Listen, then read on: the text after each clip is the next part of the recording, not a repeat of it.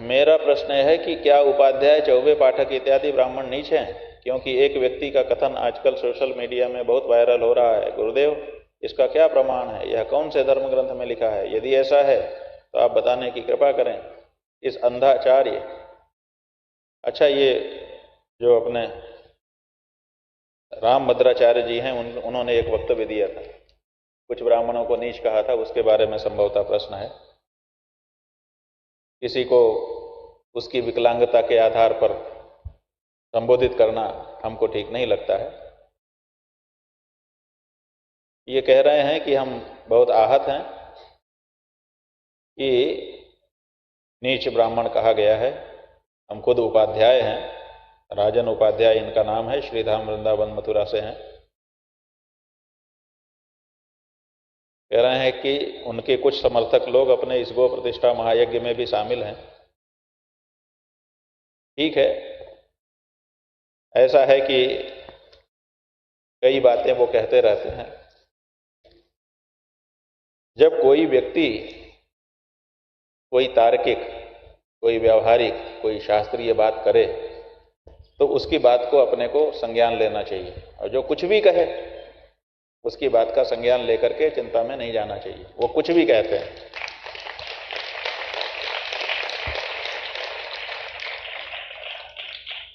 कुछ भी कहने वाले का ज्यादा नहीं सोचना चाहिए।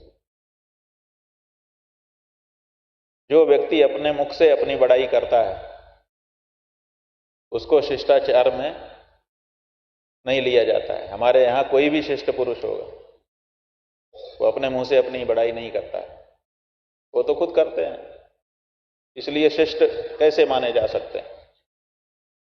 जिस तुलसी जी के नाम पर उन्होंने पीठ बनाया है, तुलसी पीठ तुलसी जी बना सकते हैं, तुलसी पीठ दूसरा कोई नहीं बना सकता, लेकिन उन्होंने बना दिया।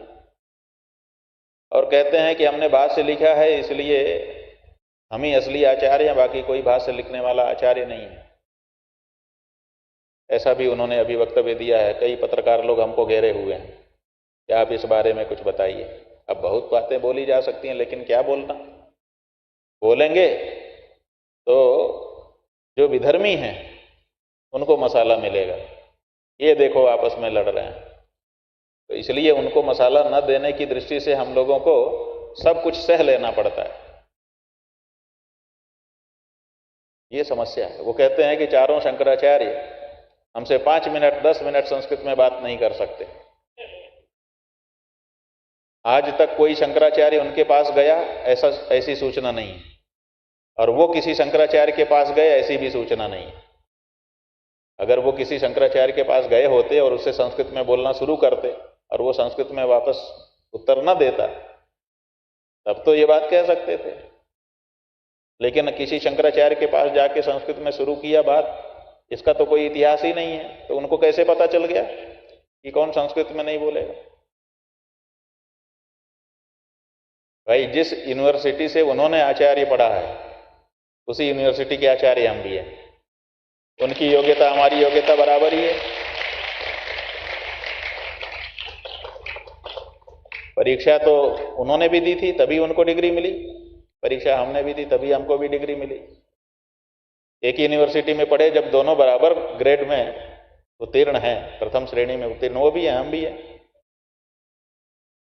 तो उनकी योग्यता ज्यादा हमारी योग्यता कम कैसे? कौन निर्णय करेगा इसका? फिर वो कहते हैं कि हमको 1.5 लाख पृष्ठ याद हैं, लेकिन इसकी परीक्षा कभी नहीं हुई है।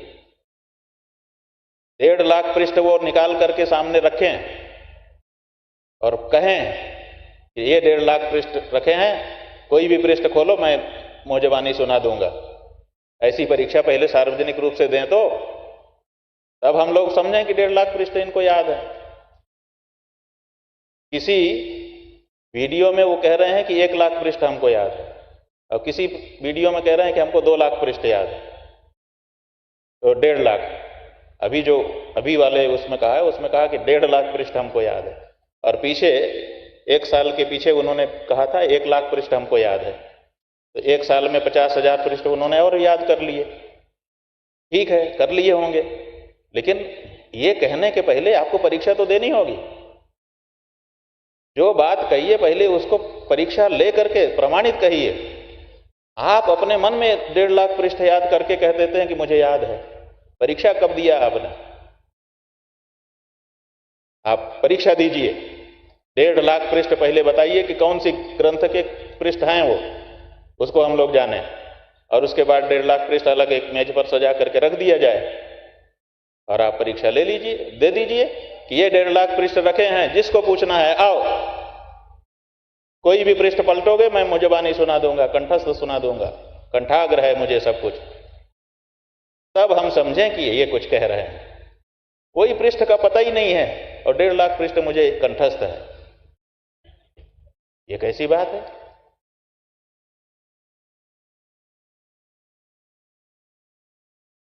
अभी थोड़े दिन पहले यहीं पर हमारे आचार्य जी आए थे, रामावतार शुक्ला जी, और उन्होंने कहा था कि जिन जिन ग्रंथों का नाम हम बता रहे हैं आप उस ग्रंथ को सामने रख दीजिए, किसी भी पृष्ठ में सला का गोचाइए, और जो श्लोक का शुरुआत करेंगे वही श्लोक मैं बोल दूंगा और उसके बाद बोलता चला जाऊंगा। और फिर हमने कहा कि भाई ये तो ठीक है, एक दिन परीक्षा हो गई। फिर हमारे मन में आया कि ये कह रहे हैं कि जो पृष्ठ बताइए, जो श्लोक बोलिए। हमने कहा उसके नंबर से बता सकते हो? उन्होंने कहा नंबर बता दीजिए। तो दूसरे दिन फिर परीक्षा हुई यही इसी मंच पर। जिस नंबर को हम लोगों ने बताया कि इस अध्याय का ये श्लोक बोलिए, उन्होंने बोल दिया। एक बार भी फेल नहीं हुआ वो व्यक्ति।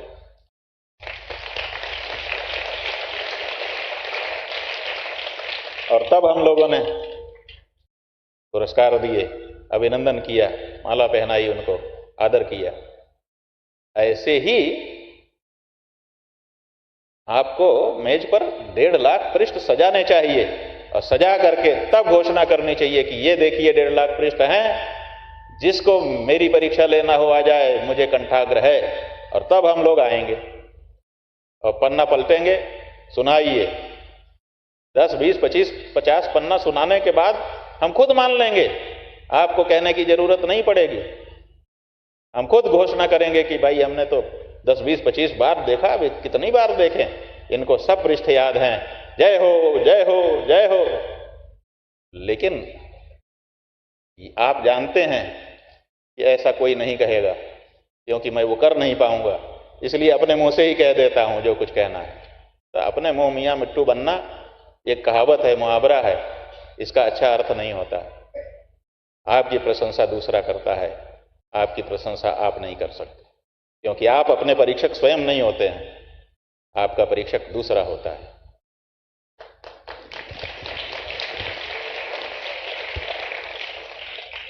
तेजस्वी सम्मान खोजते नहीं गोत्र बतला के, पाते हैं जग में प्रशस्ति अपना कर्तव्य दिखला के। आप कर्तव्य तो दिखलाइए। क्या कर्तव्य है आपका? आप कहते हैं मैंने ग्रंथ रचे हैं, बहुत सारे लोगों ने ग्रंथ रचे हैं और हम लोग मिले हैं, एक अक्षर नहीं जानते। क्यों? क्योंकि पैसा दे दे करके विद्वानों से लिखवाते हैं और अपने नाम से छपवाते हैं। नहीं, ऐसा नहीं होता है।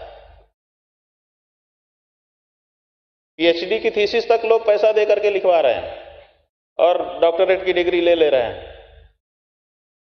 ऐसी परिस्थिति में आपके बहुत सारे ग्रंथ प्रकाशित हो गए हैं, इतने मात्र से आपको विद्वान मान लिया जाए, ये नहीं हो सकता है।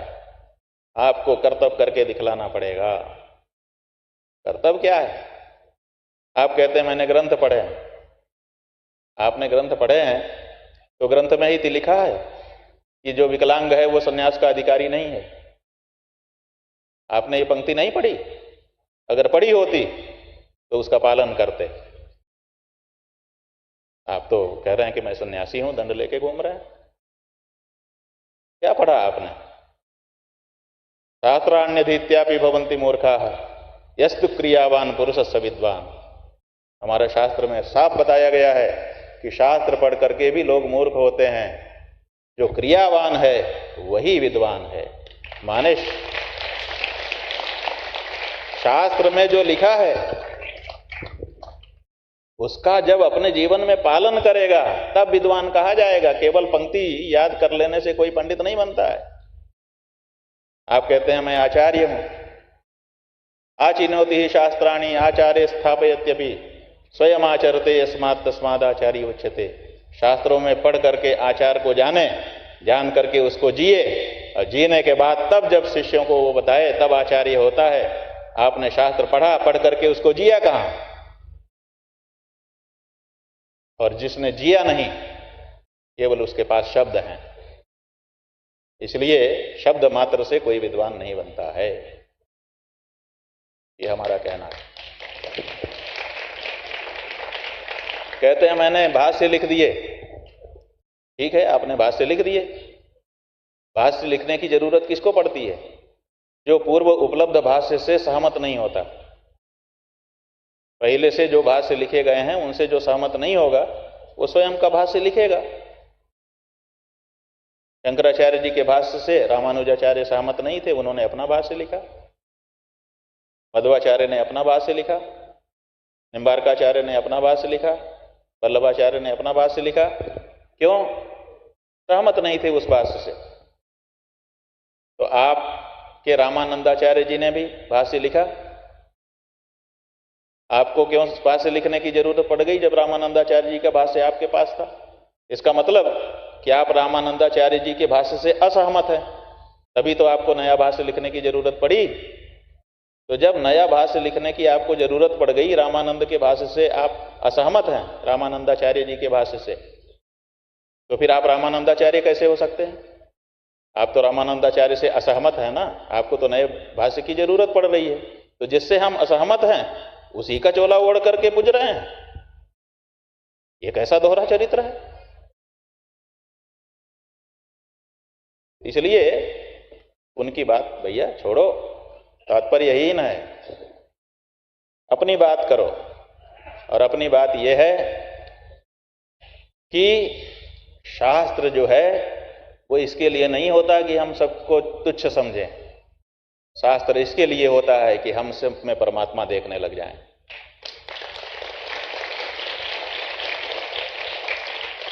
जिस तुलसी पीठ पर बैठने का वक्तव्य आप कर रहे हैं, उसी तुलसी ने कहा सिया राम मैं सब जग जानी करऊं प्रणाम। आपके तुलसी ये कह रहे हैं, और आपके तुलसी ने तुलसी रामचरितमानस लिखा, आपने 3500 गलती उसमें निकाल दिया, तुलसी की गलती। बाद में जाकर के 7 लाख रुपया अयोध्या में दे करके भंडारे का क्षमा याचना का पत्र लिख करके क्षमा मांगी, और आपने रामचरितमानस नहीं पढ़ा। तुलसीदास जी क्या लिखते हैं? सब करी निंदा जे नर करहीं ते चमगादड़ होई अवतरहीं। जो सबकी निंदा करता है वो चमगादड़ की योनि में जाता है, उल्टा लटका रहता है।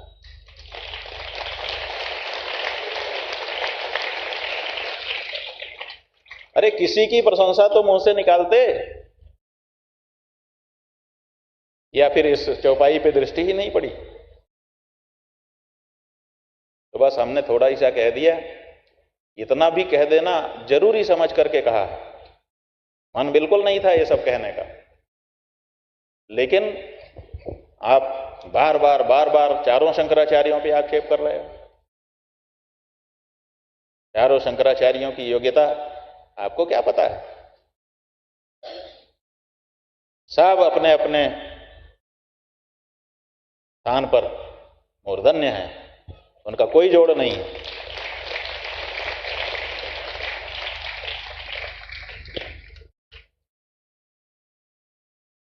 इसलिए आपको किसी की चापलूसी करके कोई मेडल एडल मिलता है, पुरस्कार वगैरह मिलता है, लेते रहिए। लेकिन धर्म के मामले में वही व्यक्ति सफल होगा जो धर्म का, शास्त्र का पालन करता होगा।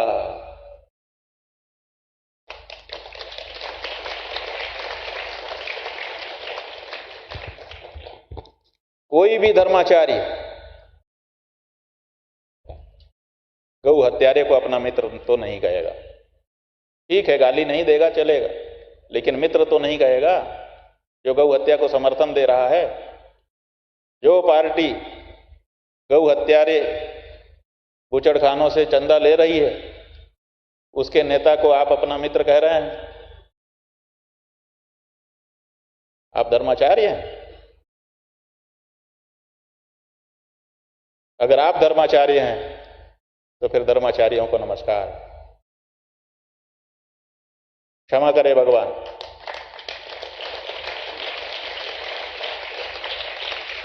ऐसा मत करिए। आचरण की सभ्यता ये जीवन है। इसलिए कौन कितनी भाषा बोलता है इसका कोई मतलब नहीं, कौन कितना उस भाषा का अर्थ समझता है। अर्थ आपने किसी चीज का नहीं समझा है।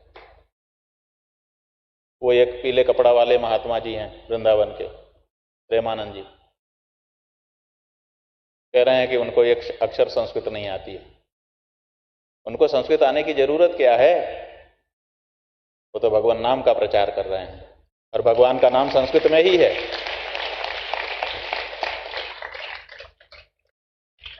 भगवान का नाम किस भाषा में है बताएं हमको। वो दिन भर राधे राधे कृष्ण कृष्ण, राधे राधे कृष्ण कृष्ण, हे गोविंद हे गोपाल बोल रहे हैं और लोगों को प्रेरित कर रहे हैं कि नाम स्मरण करो। हमें बताएं कि भगवान का नाम, ये राधे राधे, ये कृष्ण कृष्ण, ये गोपाल गोपाल, ये गोविंद गोविंद किस भाषा के शब्द हैं? क्या ये संस्कृत भाषा के शब्द नहीं है? क्या ये संबोधन की विभक्ति संस्कृत भाषा की नहीं है? तो वो तो दिन भर संस्कृत बोल रहा है। जो व्यक्ति भगवान के नाम का उच्चारण कर रहा है, संबोधन के उसमें उच्चारण कर रहा है, वो दिन भर संस्कृत ही तो बोल रहा है। और क्या बोल रहा है?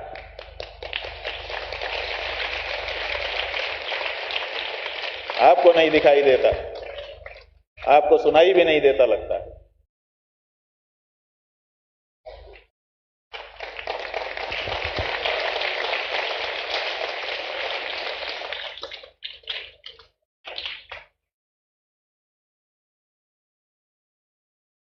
पीछे एक बार इन्होंने उठाया था, जब इनका चेला निकला था जात पात की करो विदाई, तो उसकी यात्रा के समापन में ये पहुंचे थे और इन्होंने कहा जात पात की करो विदाई का समर्थन किया, वर्णाश्रम का विरोध किया।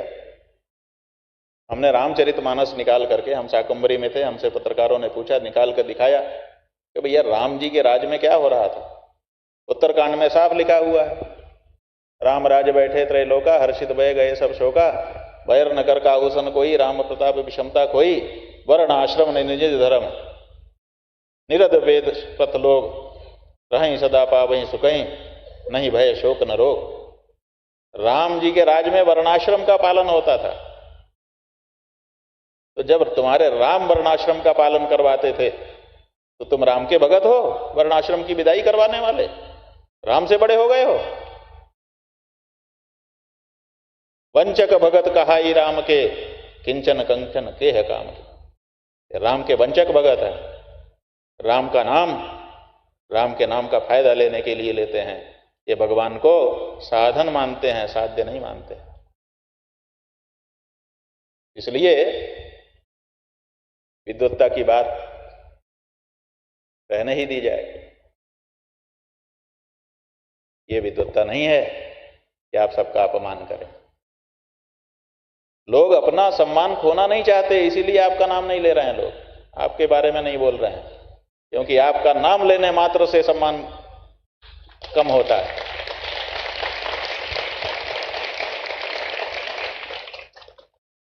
इस बात का तो ध्यान करो।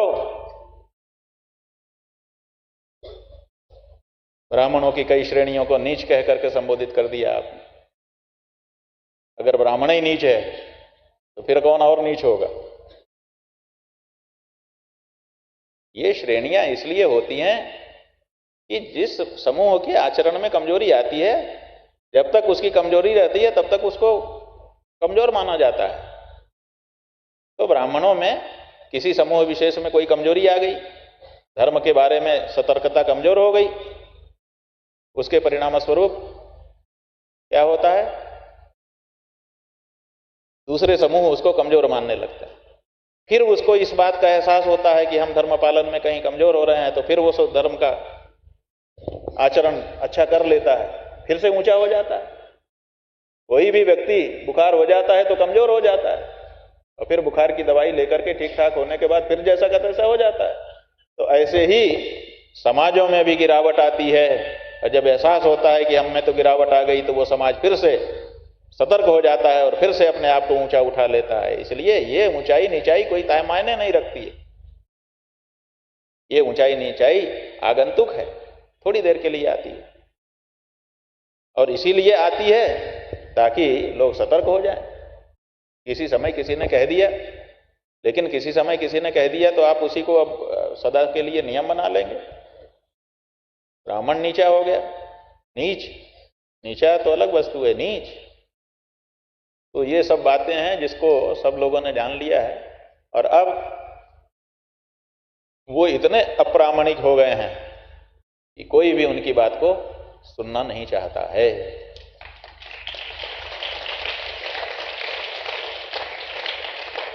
जवाब देने लायक नहीं समझता जी।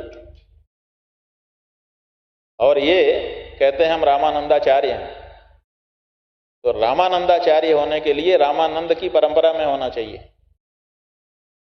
ये बताएं, जिस गुरु की गद्दी पे ये बैठे हैं उस गुरु का क्या नाम था, और वो क्या रामानंदाचार्य था कि नहीं था? तो पता चलेगा कि ये तो गुरु की गद्दी पे बैठे ही नहीं है। जिस गद्दी पे ये खुद बैठे हैं उसको इन्होंने खुद ही बनाया है। तो खुद बना करके गद्दी, उसका नाम रख दो रामानंदाचार्य गद्दी, तो हो जाएगी गद्दी। रामानंदाचार्य की कोई गद्दी की परंपरा नहीं है, पहली बात। और अगर उसको माने भी तो कुछ वर्ष पूर्व शिव रामाचार्य जी से वो गद्दी आरंभ की गई थी रामानंद संप्रदाय कि हमारा भी एक आचार्य होना चाहिए। तो सब समाज के लोगों ने मिलकर के शिव रामाचार्य जी नाम के एक विद्वान संत थे, उनको बनाया कि हमारा भी एक आचार्य होना चाहिए। रामानंदियों ने अंदर से निर्णय किया और आचार्य गद्दी पर बैठा दिया, वो कहा कि आप रामानंदाचार्य। तो सारे समाज के द्वारा वो गद्दी बना दी गई और उस पर प्रार्थना करके शिव रामाचार्य जी को रामानंदाचार्य के रूप में प्रतिष्ठित किया गया। उसके बाद स्वामी राम नरेशाचार्य जी महाराज उस गद्दी पर आए और वो आज भी विद्यमान है। और रामानंदाचार्य जी का जो स्थान है काशी के पंचगंगा घाट में, उस पर वो विराजमान है, गद्दी वो है। और जब परंपरागत गद्दी, हालांकि रामानंद जी से चली आ रही परंपरा नहीं है, लेकिन रामानंद संप्रदाय के सब लोगों ने इकट्ठा होकर के, जो उनके 52 वोट थे, सब लोगों ने तय किया कि हमारा भी आचार्य होना चाहिए, तो हम बनाते हैं। तो बनी, बन करके परंपरा चली। उस परंपरा में तो राम नरेशाचार्य जी महाराज विद्यमान है और वो रामानंदाचार्य हैं और परम विद्वान हैं। उनके रहते हुए दूसरा कैसे कोई रामानंदाचार्य हो जाएगा? खुद ही चबूतरा बना लें और उसके ऊपर बैठ जाएं और कहें कि हम अमुक की गद्दी पे बैठे हैं, ऐसा थोड़े होता है। अरे हम एक गद्दी पे बैठे हैं ना, हमने नहीं बनवाई है, ये गुरु महाराज की गद्दी है। उनके आदेश से हम यहां बैठ करके उनके कार्य को आगे बढ़ा रहे हैं।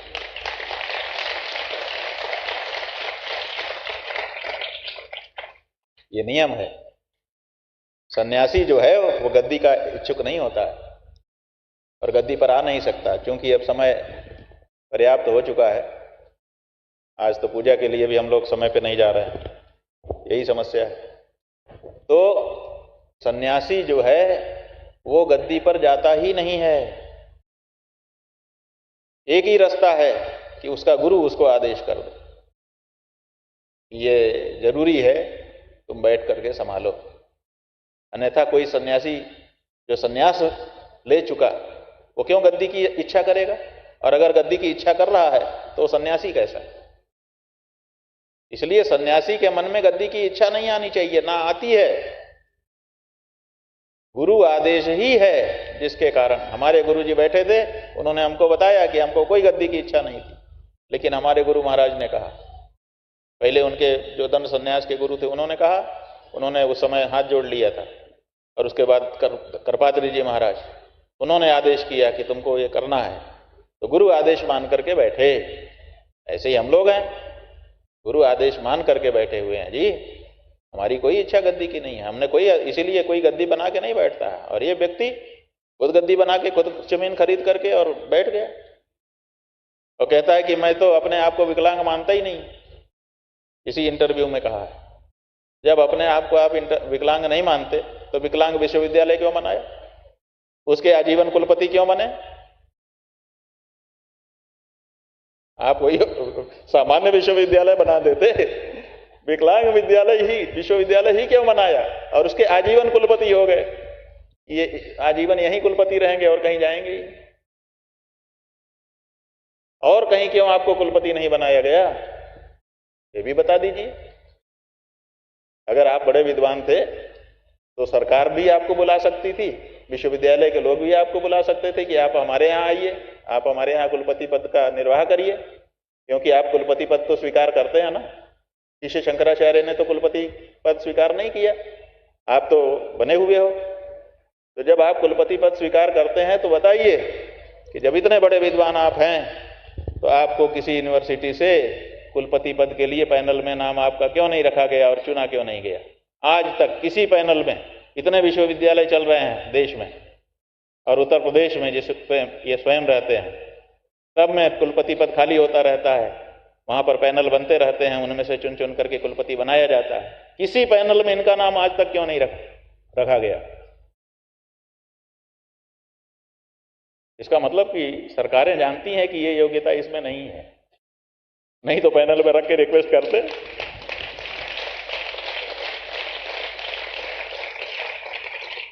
इसको पटाए रखने के लिए पुरस्कार दिया जा सकता है, लेकिन कुलपति बनाने लायक? भाई हम तो अनुमान लगा रहे हैं, गलत अनुमान हो तो बताइए, क्योंकि कहीं से तो आमंत्रण आना चाहिए था, क्यों नहीं आया? तो ये सब बातें हैं, इन पर भी विचार कर लेना चाहिए।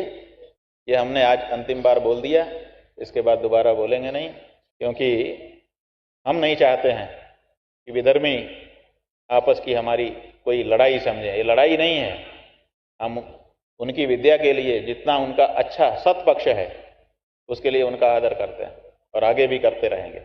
जो सत्पक्ष है, जैसे विकलांगों के लिए विश्वविद्यालय खोलना अच्छा है, उन्होंने सोचा जाने कितने विकलांगों का वहां से लाभ हो रहा होगा, तो ये अच्छा काम किया। राम कथा कहते हैं, अच्छा है, बीच बीच में ये गड़बड़ी कर देते हैं, उसके लिए तो आलोचना होगी ही। राम कथा में राम कथा कहना चाहिए। हमने 2 महीना बीत गया, हमने कुछ कहा मंच से? आज प्रश्न के उत्तर में कह रहा है, और उनके समर्थक, ये देख प्रश्नकर्ता लिख रहा है कि आपके यज्ञ में भी उनके समर्थक हैं। हम तो किसी को नहीं निकाल रहे हैं, ठीक है, जिसको जिसका समर्थन करना हो, हमें तो उसके पांडित्य से मतलब है, उसके जो भूमिका उसने यहाँ ली है उस भूमिका के अनुसार रहे, हमें क्या दिक्कत। और बंधुओं, अब जब इतना बताया है तो आपको बता ही दें, 20 साल पहले एक बार हमारे गुरुजी को इन्होंने शास्त्रार्थ का चैलेंज दिया था। इसी मामले में इनका अखबारों में बयान छपा कि हम शास्त्रार्थ की चुनौती देते हैं। तो हमारे गुरुजी ने तो ज़्यादा ध्यान नहीं दिया, लेकिन हमको बड़ा बुरा लगा, क्योंकि इन्होंने अपशब्द भी कहे थे गुरुजी को, और वो अखबारों में वैसे ही छपा हुआ था शब्द, वो शब्द हम बोल नहीं सकते। तो हमको बड़ा खराब लगा, तो हमने सोचा कि हम ही, कोई तो बोल नहीं रहा है, हम ही इनके शास्त्रार्थ कर लेते हैं। तो हमने इनके एक शिष्या हैं, उनके माध्यम से संदेशा भेजा कि इनकी चुनौती हमको स्वीकार है, हम शास्त्रार्थ करेंगे। तो वहाँ से संदेशा आया, इनसे बात किया होगा उन्होंने, संदेशा आया कि आचार्य हैं वो तुमसे कैसे, बच्चे से कैसे शास्त्रार्थ करेंगे। तो हमने खबर भेजी कि आपके यहाँ जो सबसे छोटा बच्चा हो, पहले उससे हमारा शास्त्रार्थ कराइए। अगर हम जीत जाएं तब उससे बड़े से हमारी काबिलियत हो जाएगी, और उससे भी जीत जाएं तब हमारी और काबिलियत बढ़ जाएगी। आपके यहाँ के जितने विद्वान हैं, जब उनसे सबसे हम जीत जाएंगे तब तो आप हमसे करोगे। तो हम तो सबसे छोटे से कह रहे हैं। तो फिर वहां से संदेश आया कि शास्त्रार्थ जो है वो संस्कृत में होगा। तो हमने फिर संदेश भेजा कि शास्त्रार्थ तो संस्कृत में ही होता है, उर्दू और फारसी में थोड़े होता है।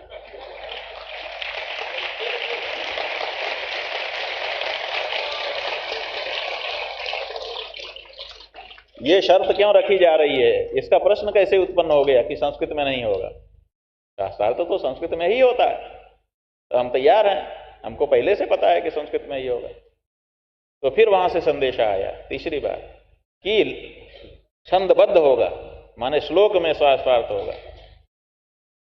तो हमने कहा ठीक है भाई, श्लोक में अगर शास्त्रार्थ होगा तो हम उसके लिए भी तैयार हैं, लेकिन जो व्यक्ति हमसे शास्त्रार्थ कर रहा होगा हम देखेंगे, अगर वो बूढ़ा है तो इसका मतलब ज्यादा दिन संस्कृत का श्लोक बनाने का अभ्यास कर चुका है, तो वो उससे जितना बूढ़ा हमसे होगा उतना ज्यादा गुना समय हम लेंगे। मान लो वो 1 मिनट में बनाता है तो हम 10 मिनट में बनाएंगे। इतनी छूट हमको दी जाए, हम तैयार हैं, संस्कृत श्लोकबद्ध शास्त्रार्थ करने के लिए भी तैयार हैं।